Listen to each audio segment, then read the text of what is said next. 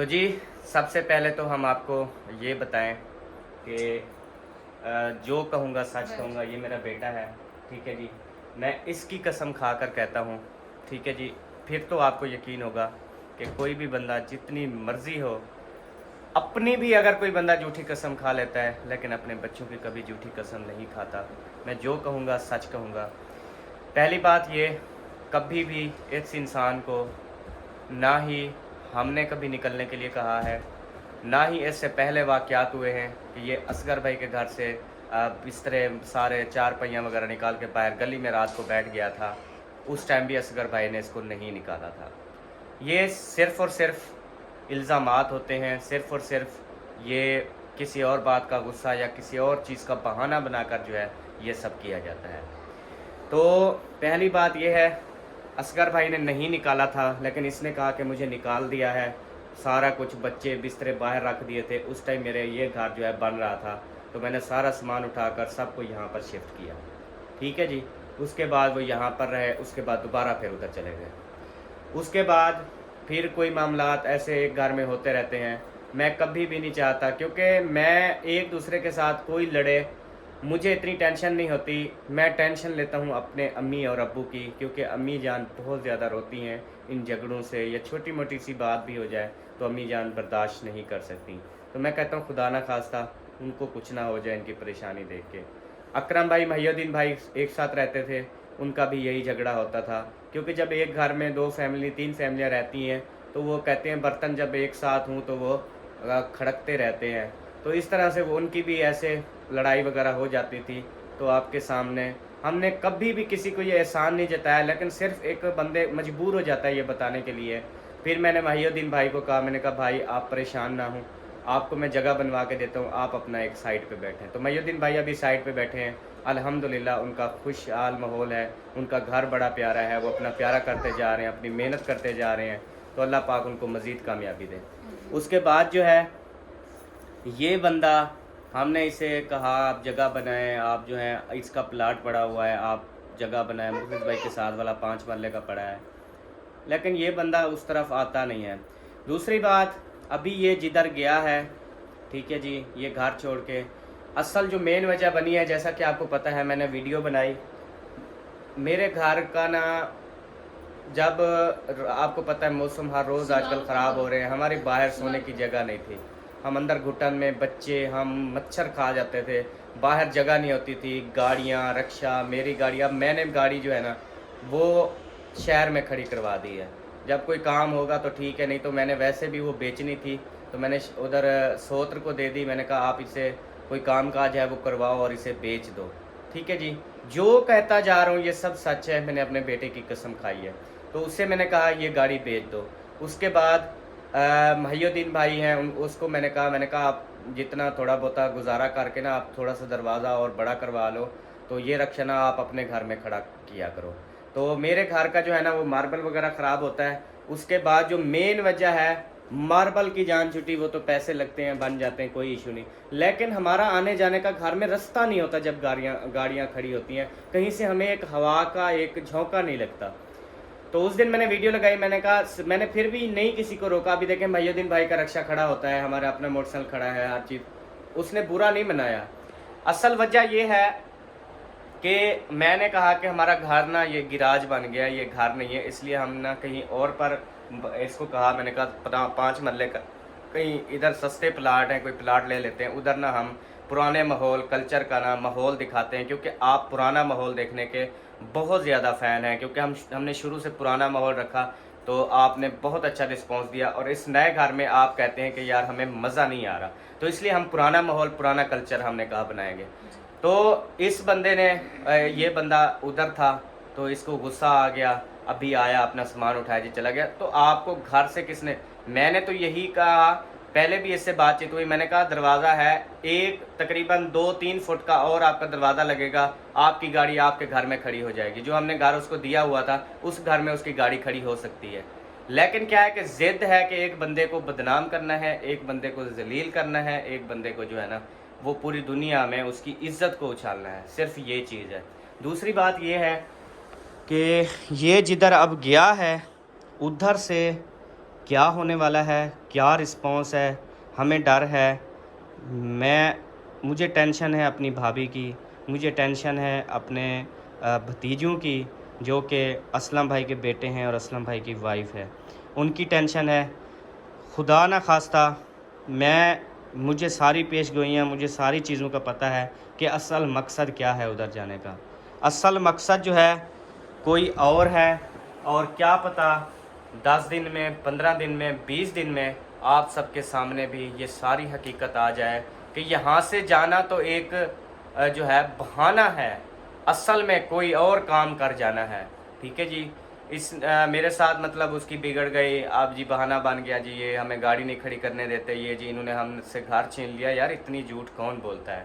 میں نے کبھی آپ کو گھر سے, اچھا ہم نے اس دن گھر دکھایا, ہم نے کہا یہ گھر توڑ کے نا یہاں پہ بناتے ہیں, اور اس میں نے ذکر کیا کہ سب سے پہلے بھائی کا بندوبست کریں گے کہ اس کو کہاں پر سیٹل کرنا ہے, اس کے بعد فیصلہ کریں گے.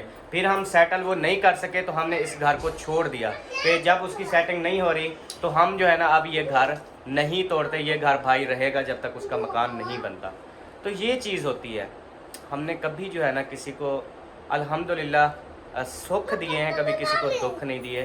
باقی یہ ہوتا ہے, میں آپ سب سے ریکویسٹ کروں گا کہ دیکھیں, ایک بندہ اگر کسی, آج کل کا دور ہے, کوئی بھائی اپنے بھائی کو 1 روپیہ تک نہیں دیتا. گھر تو دور کی بات ہے, رہنا تو دور کی بات ہے, آنا جانا تو دور کی بات ہے. آج کل کے جو حالات ہیں نا وہ اتنی زیادہ عجیب و غریب ہو چکے ہیں کہ کوئی کسی کو 1 روٹی کا نوالا تک بھی نہیں دیتا. ٹھیک ہے جی.